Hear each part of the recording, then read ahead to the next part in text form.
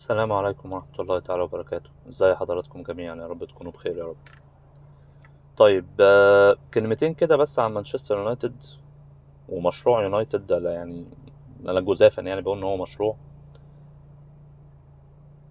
انا مش عايز اقعد اتكلم كتير في الماتش بتاع السيتي يونايتد، يعني مش هنستفاد حاجة ان احنا نقعد نقيم كل حاجة صغيرة تحليلا. خلينا ندخل في صلب الموضوع على طول. اموريم يكمل ولا يمشي؟ طب نعمل ايه في المستقبل؟ بص، نمرة واحد، انت جبت اموريم وانت عارف ان هو بيلعب بثلاثة ورا. انت عارف ان هو بيلعب 3-4-3 3-5-2 ايا كان الطريقه، اللي هي 3-4-3 في الغالب. انت جايبه وانت عارف ان هو بيلعب كده، والمفروض انت جايبه وانت عارف ان هو مدرب صغير في السن، والمفروض ان انت جايبه وانت عارف ان الفرقه مش هتطلع معاه قماش بالطريقه بتاعته على طول. دي حاجه بديهيه مش محتاجه ان انت تبقى مدير رياضي محنك عشان تبقى عارفها.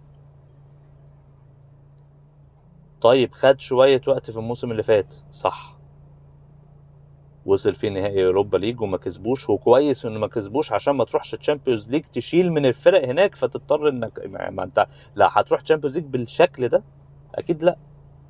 فكويس انك ما رحتش. انت الحمد لله يعني مش مفلس ماليا، فاللي هو لازم اروح تشامبيونز ليج عشان اخد فلوس السنه دي. اصبر. انا كنت قبل كده اتكلمت في فيديو ان يونايتد محتاج وقت، وانت حتى لو جبت مركز تاني في الموسم ده، وعلى فكره هي مش مستحيله، لان زي قلت لك ان باقي الفرق ممكن تدشدش بعض كلها. خلي بالك، سيتي اللي كسبك ده خسر من توتنهام اللي كسب سيتي خسر من بورنموث تقريبا، ارسنال اللي كسبك خسر من ليفربول الوحيد اللي ماشي من غير ما يقع لحد دلوقتي. حتى لو جبت مركز تاني فانت برضو مش كويس. انت محتاج لك 3-4 مواسم علشان تقدر تقول ان يونايتد قد عاد. ليه؟ لان انت جايب مدرب بيلعب بطريقه معينه، وطبيعي ان هو يلعب بطريقته. هو روبن اموريم او اي مدير فني مش مطالب انه اول ما يجي لازم يغير طريقه لعبه. يعني مثلا تشابي الونزو في ريال مدريد انا كنت متوقع ان هو يلعب بثلاثه ورا، بيلعب باربعه، او بيلعب باثنين وباك يمين وشمال، يعني شال مساك من طريقته وحط لعيب زياده في نص الملعب. تشابي الونزو عنده المرونه دي. هو مش كل مدير فني مطالب ان هو يبقى زي تشابي الونزو. هو روبن اموريم عايز يلعب بالطريقه دي، وعايز ياخد وقته مع اللعيبه في الطريقه دي، والموسم ده يسمح لك بده شويه. انت ما عندكش الا دوري،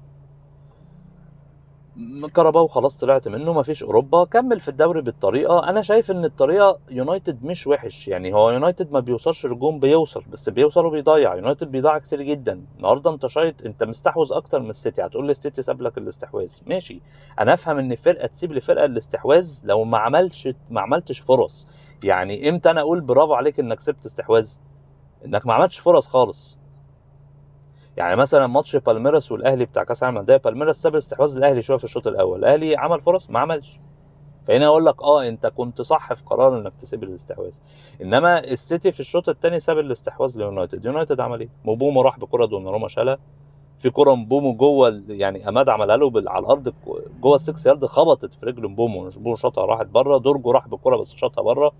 فانت في فرص كتير انت عملتها في المباراه. ماتش ارسنال نفس الكلام، ارسنال راح بكره واحده، انت رحت بكور كتير. فهي الفكره انك بتروح بفرص بس الفينشنج مش حلو. حظ غايب عنك شويه. ماتش فولهام كونيا يشوط الكره في القايم، دورجو يشوط في القايم.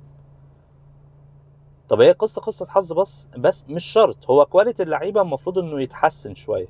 طب ليه انت صارف كل فلوس على مدار السنوات اللي فاتت والكواليتي ما تحسنش؟ لان انت جايب مدرب بيلعب بطريقه مختلفه عن السنوات اللي فاتت.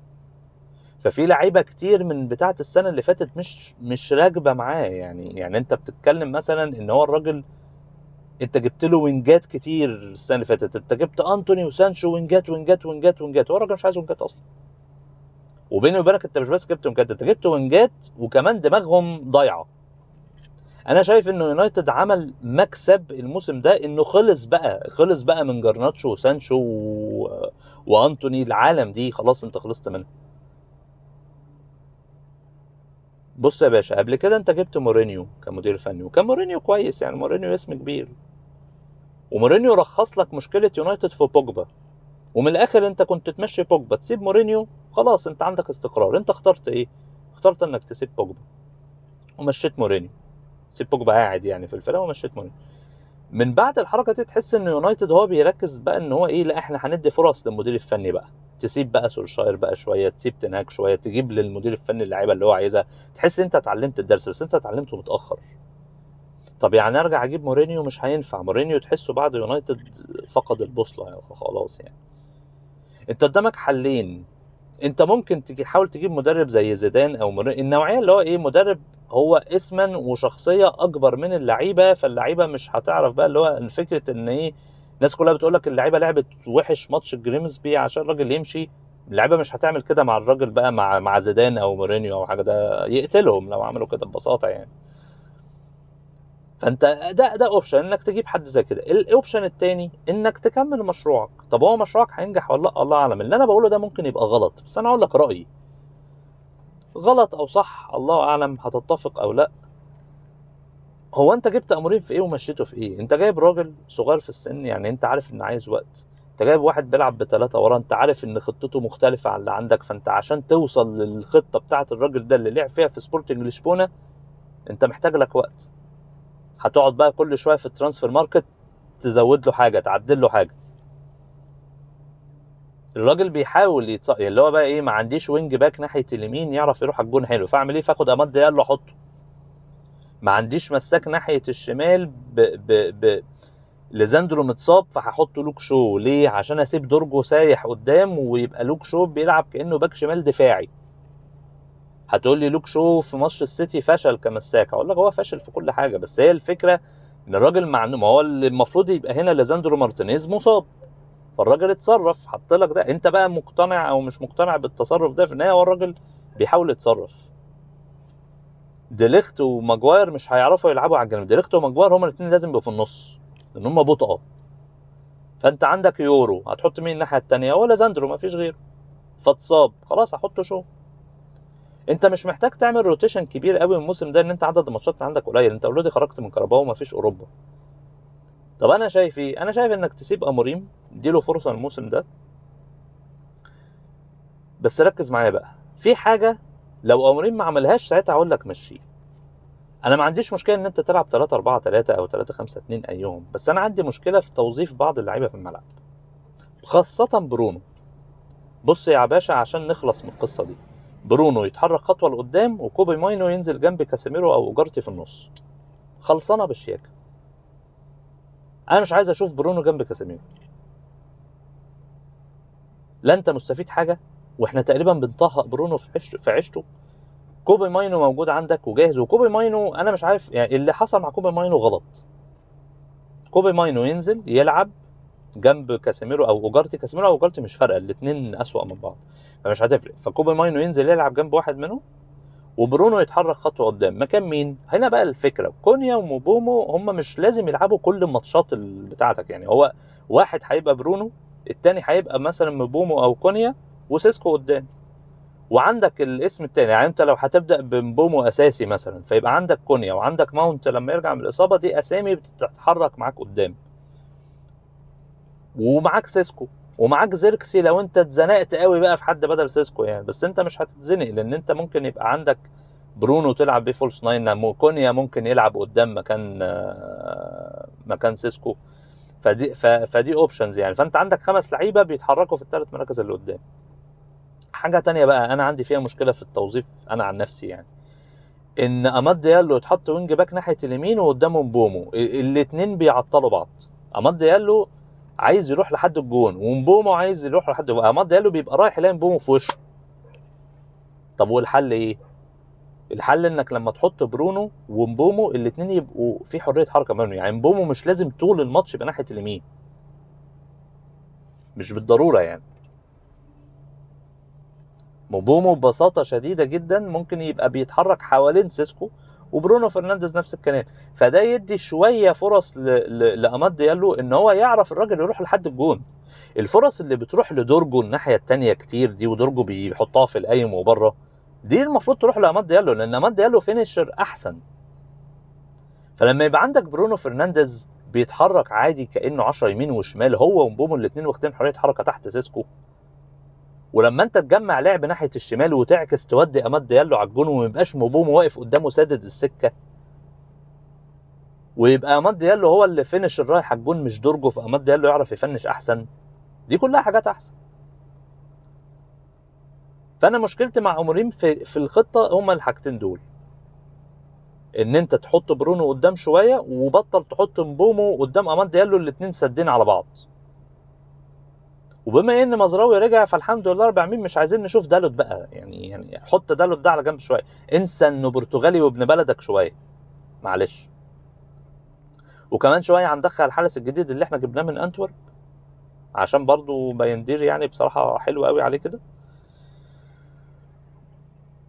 ودي انا حاجات انا شايف ان انت تقدر تعملها، وانا محافظ لك على نفس الخطه بتاعتك زي ما هي.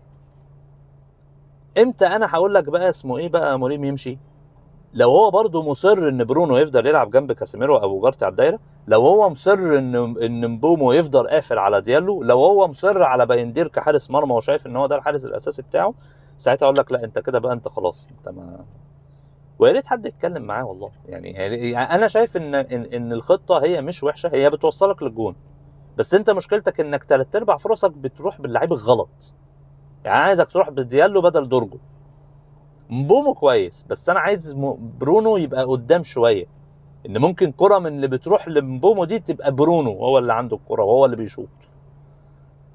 طب هنطلع ازاي من ورا؟ على فكره اغلب طلوعك كرات طويله، انت اغلب بناء الهجمه بتاعك انت مش معتمد على برونو اعتماد كلي في بناء الهجمه. دي حاجه. الحاجه الثانيه، هو ماينو وحش يعني؟ ما هو لو ماينو لعب ما هو ممكن يطلعك برضو، يعني مين قال لك ان ماينو مش هيطلعك؟ وبعدين انت بتلعب بثلاثه ورا، ما واحد منهم يزيد بالكره شويه بس. فهي دي اللي هي دي الفكره، ده رايي. حاجه بقى كمان متعلقه بمشروع يونايتد كصفقات، دورجو لعيب مجتهد، يعني انا شايف ان دورجو بيجتهد. انت حامل التكتيك بتاعك ان دورجو ده بيوصل لحد الجون، لعيب بيجتهد بصراحه، انا ما عنديش مشكله معاه يعني، بس هو امكانياته على قده يعني. طب ليه ما يبقاش في تفكير مثلا في يناير او في صفقه انا عارف ان انت جبت ليون، بس واضح ان هو مش عارف يعني، ما لسه ما دخلش معاك او يعني مش عارف. طب ليه ما يبقاش في تفكير في اللعيب باك الشمال بتاع بورتو؟ على ما اتذكر هو اسمه ويليام جوميز. ويليام جوميز لعيب برازيلي عنده 19 او 20 سنه.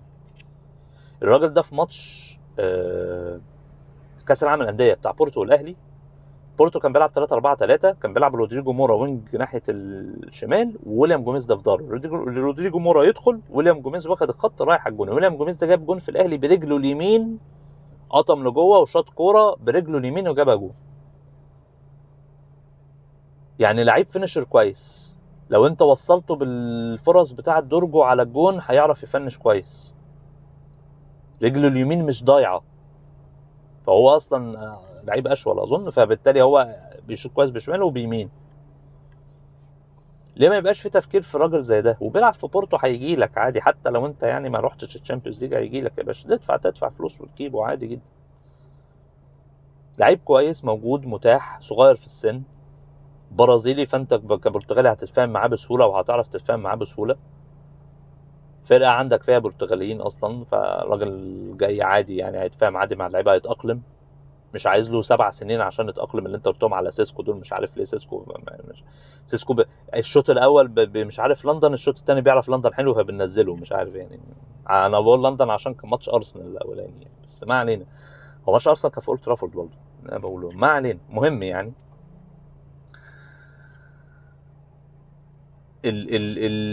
فويليام جوميز ده اسم انا شايف ان هو ممكن يبقى لعيب كويس. حل تاني برضه، انت محتاج لعيب انضف شويه من كاسيميرو واوجارتي في النص، عشان حتى يبقى مع كوبي ماينو، يبقى ما يبقاش اعتمادك كله انه لازم ماينو هو اللي يطلعك بالكره، لان كاسيميرو حرفيا انا بباصي احسن منه، انا ما بعرفش العب كوره كويس، بباصي وبمسك كوره احسن من كاسيميرو.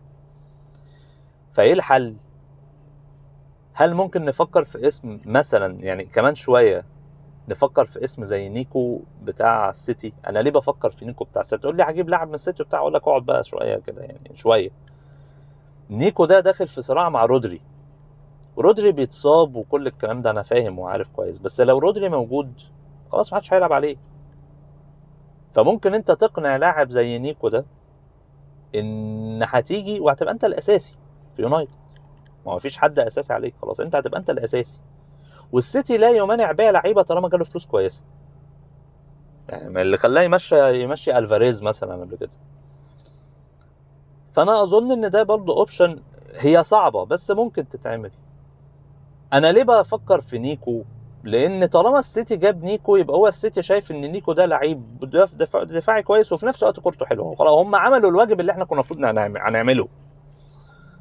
انا ممكن اقول لك بقى تروح بقى الاسم بقى كالفين فيليبس والعالم دي، اللي هو في كام لعيب كده، فيليبس على جريليتش، شويه لعيبه انجليز. هو بيب جوارديولا تحسه قضى على المشروع الانجليزي بتاع اللعيبه، بس هو ما قضاش على فودن يعني. هو كان ناقصه بقى يجيب مثلا كان يكمل انه يقضي على كول بالمر مثلا بقى، يعني كان يسيب بالمر في سيتي ويكمل انه يقضي عليه. فبقى انا بقضي على المشروع الانجليزي بقى، فهو قضى على كالفين فيليبس وقضى على جريليتش وقضى بقى. مش هقول لك هات كالفين فيليبس ان ده خلصان يعني، لكن نيكو ده بما ان انت بتدفع فلوس كتير في لعيبه، طب ما الراجل ده لو انت دفعت فيه مبلغ حلو للسيتي، واحنا يا جماعه ان ارسنال وتشيلسي فاتحين ما شاء الله شبابيك على بعض، نافذه اللي رايحه جايه اللعيبه شغاله، فاللي هو عادي تمشي لو انت دفعت فيه فلوس، نادي مش مانع. ولو رودري كمل بدون اصابات هو اللي هيلعب اكيد كده كده اغلب الماتشات، فده اوبشن يعني. انا بفكر معاك، بس هي دي صعبه، بس بتاعت ويليام جوميز دي سهله وابجريد على درجه كبير. درجه مش وحش بس فينيشر بصراحه سيء يعني. فانت جايب واحد بيأدي نفس الدور، بيلعب في نفس الحته، هجومي زيه وفينيشر كويس. فدي صفقه تقدر تعملها من بكره لو ترانسفير ماركت او الويندو مفتوحه يعني. فبتتكلم معاه يا عم من بكره وهاته في يناير. فدي حاجه انا شايف ان انت تقدر تعملها. غير كده انك تمشي امورهم دلوقتي هتجيب مين؟ لازم تجيب اسم كبير قوي، وانا شايف انك لو وقفت في ظهر اموريم، لو انت طلعت جددت الثقه فيه، اللعيبه هتلم نفسها بقى. فكره بقى اللعيبه، الناس اللي بيقول لك اصل اللعيبه في ماتش جريمسبي كانت بايعه المدرب، ما هو لما يشوفوا ان الاداره مش هتمشيه خلاص بقى، يعني مش هنعمل بقى الحركه دي. يعني انا مش بقول لك ان اموريم حلو قوي وبتاع، بس هي الفكره كلها يا باشا، انت جبت الراجل بالطريقه دي وبخطته، انت بتعاقب الراجل او مش عاجبك ان الراجل بيلعب بخطته؟ امال احنا جبناه ليه؟ يعني عامله زي ان انت تجيب انطونيو كونتي وتقول له لو سمحت العب لي باربعه ورا. هنهزر؟ هو الراجل بيلعب كده واحنا عارفين ان هو بيلعب كده، فخلاص استحمل، اديله الموسم ده، مفيش حاجه هتحصل اسوأ من الموسم اللي فات. وخلي بالك انت في النهايه انت خسرت من ارسنال وسيتي، يعني انت الماتشين التانيين اللي انت المفروض تكسبهم، ماتش فيهم انت ما كسبتوش بسبب انك حظك في الفرص في الشوط الاول، وبسبب ان برونو ضيع بيلين وكان ممكن يسهلك المباراه من البدايه، والماتش التاني انت كسبته صعب بس كسبته. فانت من الاخر، والمشكله ان الماتش الجاي تشيلسي، هي جدول قرف بصراحه يعني. بس انت في النهايه انت خسرت ماتشين ضد الفرق الكبيره، هتقعد تقول يا يونايتد وشخصيه الفرق الكبيره وبتاع، الكلام ده لما تبقى بتنافس على الدوري، الكلام ده لما انت تبقى بقى اموريم خلاص انت المشروع بتاعك انت ماشي فيه، وهو ناقص له مثلا لاعب او اتنين عشان تكمل الدنيا، بس انت بعيد، انت جاي من بعيد قوي، فطبيعي ان انت تخسر من ارسنال وسيتي دلوقتي بصراحه يعني. لكن انا بشوف انه اديله فرصه، ما تارجتش الشامبيونز ليج. انا مش هستفاد حاجه ان انا اخد مركز الشامبيونز ليج واروح هناك العب برشلونه وريال مدريد دلوقتي في وضعي ده. انت معاك دفاع يعني كيليان امبابي هيضحك، هيموت من الضحك لو شاف الدفاع بتاعك ده. هالاند اللي ابطأ منه جاب فيك جونين. فنهدى كده، ما تقعدش تقول لي الشامبيونز ليج ولا الكلام ده يا باشا. انت لو جبت اوروبا ليج ولا كونفرنس كبوزيشن حلو وتلعب اوروبا السنه الجايه على هادي، انت لسه محتاج صفقات علشان توصل. طريقه اموريم هي مش وحشه، المشكله ان طريقه اموريم مش مناسبه للعيبه، وهو نفسه كمان بيعك بزياده يعني مبدئيا نعمل حركه ماينو وبرونو اللي انا قلت لك عليها، والحركيه بتاعت موبومو عشان طريقتك دي تبدا تنفع شويه. وكمان انت محتاج شويه صفقات. لو ليزاندرو خلاص هيفضل مصاب وعايش دور صامويل اومتيتي كده، خلاص انت محتاج مساك بقى ناحيه الشمال نضيف. انت بس محتاج مساك عموما كويس مع يورو وديليخت وماجواير، ومحتاج انا رايي ويليام جوميز ده كباك شمال، وخلي اماد ناحيه اليمين زي ما هو، وبديله مزراوي، ومحتاج لعيب سته حلو في النص جنب ماينو. فمع كل الشغل ده بتاع الصفقات ما ينفعش تيجي دلوقتي تقول لي انا ايه ازاي اتغلب من السيتي 3. مش عايز اقول لك انه عادي، بس يعني في النهايه لازم تبقى فاهم ان انت الموسم اللي فات انت كنت بعيد جدا. فلو الموسم ده هينتهي بينا المطاف ان احنا نخسر من الفرق الكبيره ونكسب الفرق الصغيره، والله يا باشا انا ما عنديش مشكله، هيبقى تحسن شويه. لكن هل انت شايف ان الكوره عموما بتاعت الفريق احسن؟ انت كل ماتش بتروح بفرص كتير. انت الماتش ده شايط عدد شوط تقريبا 13 و13، انت تقريبا شايط نفس عدد شوط السيتي في المباراه ومستحوذ اكتر. مشكلتك ايه؟ هو 6 اون تارجت، انت 2 اون تارجت. انت حتى ما شغلتش دوناروما كتير، يعني الكره اللي انت شطها صعبه على دوناروما صدها، فانت قررت بقى ان انت تشوط بره بقى، ما انا مش عارف اجيب في جون بقى خلاص. بس ففي فرص، في شغل، بس محتاج كواليتي لعيبه تعلى شويه، محتاج تصبر شويه. ده رايي، ممكن اكون غلط، لكن انا رايي اصبر على اموريم شويه، ادعمه. انت في مرحله دلوقتي انت جايب مدرب علشان تبني مشروع، فما تبيعش مشروع من موسم. المشروع ده بيقعد له 8 مواسم. ادعمه طالما انت شايف ان الفرقه احسن، طالما انت شايف ان في فرص. تنهاج لما كان بيلعب الفرقه الكبيره كان بيلعب تحولات، يعني هو تنهاج رمى الفوطه بتاعت انه يستحوذ ويبني ورا ضد الفرق الكبيره. يا باشا خد الكره والعبكم تحولات، اللي هو مش الشخصيه بتاعتك اللي انت عايزها، وكنت بتكسب وفرحان. وفي النهايه حصل ايه؟ نتائج سيئه جدا وضد الفرق الكبيره برضه. مشي على الاقل ده ضد الفرق الكبيره، هو بيحاول يستحوذ ويعمل فرص. النهارده فرص ما تجيش اجوان، بكره تيجي لما يبقى معاه لعيب كواليتي فينيشر احسن، لما اللعيبه الضغط يقل من عليها شويه، لما يكسبوا مثلا الجدول بقى يهدى علينا حلو كده، ويجيب لنا ماتشين 3 حلوين ورا بعض نكسبهم مثلا، يا رب يعني.